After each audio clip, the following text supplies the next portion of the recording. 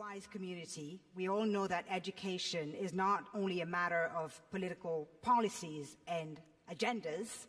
Sometimes all it takes is just one individual to make a difference. Some of the greatest changes and social movements of our time were, in fact, initiated by individuals who felt compassion, who felt courage and dedication to bring about change in the lives of those who need it the most. And we have the privilege of having one such individual among us this morning. She has used her incredible global influence and talent to help the cause of education in her native Colombia. She is the founder of Fundación Pies Descalzos, the Barefoot Foundation. See, I got that right. Which provides access to quality education for displaced and underprivileged children in Colombia. Ladies and gentlemen, please join me in welcoming UNICEF Goodwill Ambassador and Grammy Award-winning artist, Shakira Mubarak.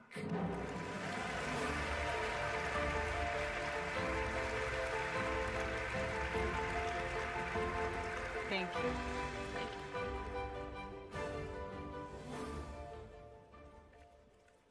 Shukran.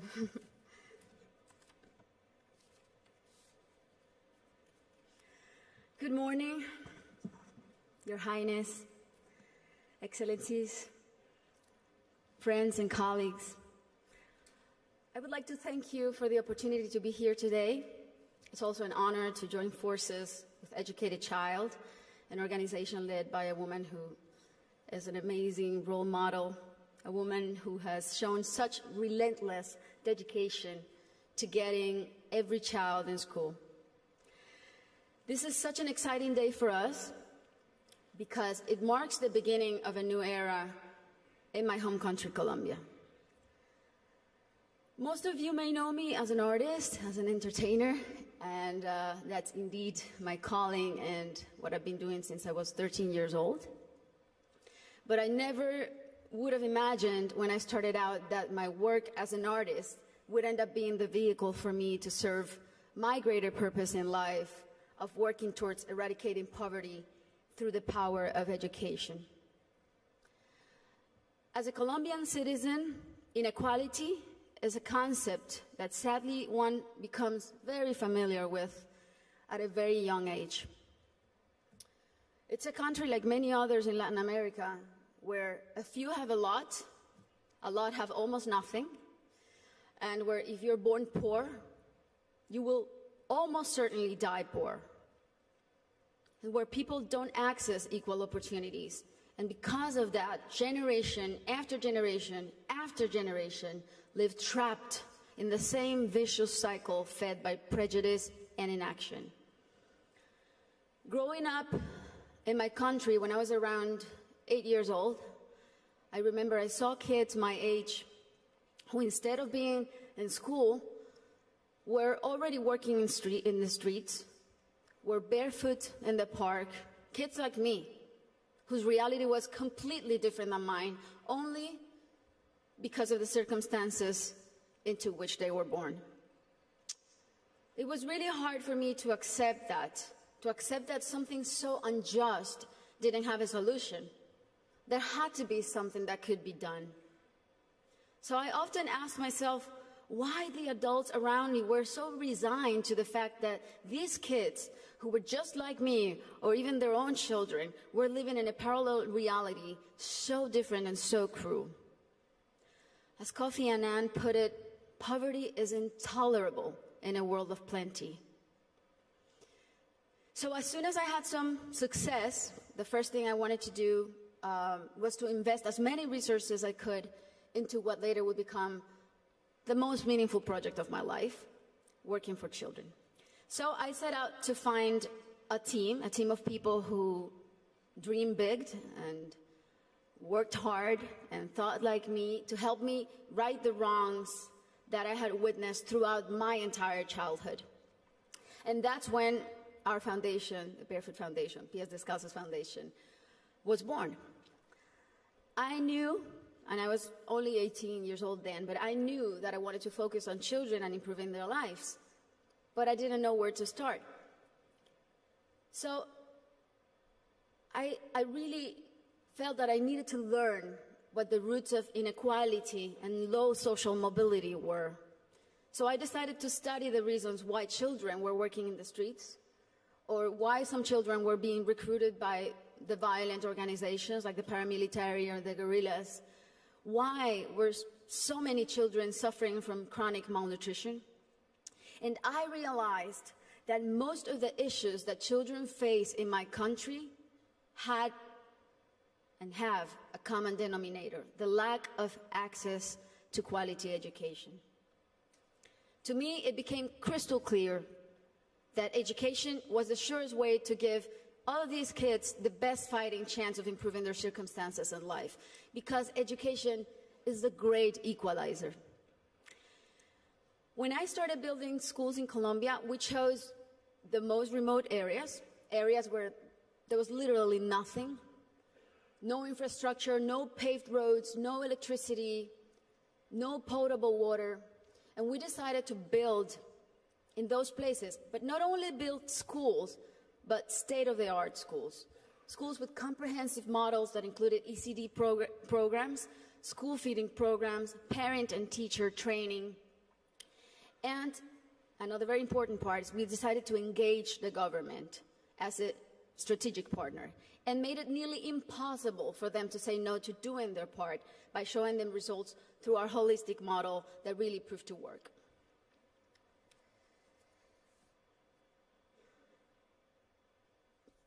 We noticed that as soon as a school is built in those places, everything is transformed. The improvements to the infrastructure were jaw-dropping. Electricity, potable water were made available, made accessible. Roads were paved. Malnutrition plummeted. But the best part of all is the academic results. The kids really, really responded academically. And now those kids who could have been recruited by the guerrillas or paramilitaries, or that could have had a completely different outcomes for their lives, they're now on their way to the university and thriving in their communities. Some of them are athletes, some of them are professionals.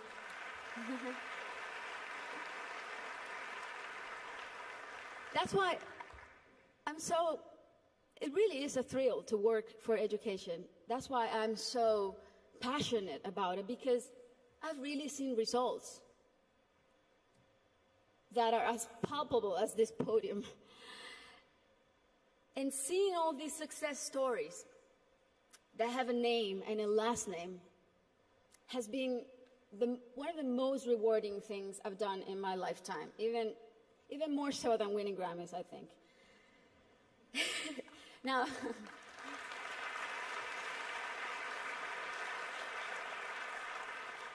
that said, our work is far from being done. Many developing countries are still rife with inequality and internal conflict, and there are a lot of kids who still need to be reached.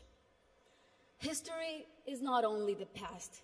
History, it's made every day in the present. And what matters now is how we go forward and how we fix what's wrong. And that is the real challenge. This is the goal of the SDGs and what people like Her Highness and myself and so many more of you who are adamant about achieving are here for. Facts don't lie, and numbers show what an incredible return on investment a quality education provides. For instance, if all students in low-income countries left primary school with basic reading skills, 171 million people could be lifted out of poverty. Systemic change often begins from the bottom up rather than the top down. The government must take responsibility, and we should all put as much pressure as we possibly can, but the rest of all, the civil society, should also do their part. What we have discovered, both at Pies Descalzos and Educated Child, is that many times only one single barrier to entry, such as no access to transportation or basic needs like a functioning bathroom, can prevent a kid from attending school or even put them at risk of dropping out. Sometimes all it takes to change a child's life is the security of a hot meal in school, or the ease of being able to hop on a bus that will leave you safely at your classroom's door.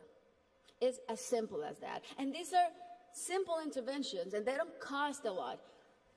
The biggest effort really is in mapping the communities, in going door to door, searching for the out-of-school children, talking to the parents, talking to their families. Giving a name and putting a story behind these children is the first step to start rewriting their story. Over the next 3 years, we pledge to get 54,000 kids who are out of school or at risk of dropout into the educational system. Ultimately, more than 295,000 people will benefit from this project, including children, teachers, families, and community members. New schools and classrooms will be built. School kits and uniforms will be distributed. Children will be enrolled in school, feeding and transportation programs. Teachers will be trained in strategies and in how to identify those students who are at risk so they can receive psychosocial support. And we are extremely confident that this partnership is only the beginning and will be the model to replicate throughout my country until not a single child is out of school. This is our responsibility. Thank you. This is our responsibility to our children and our debt to fulfill for the generations to come. Thank you very much.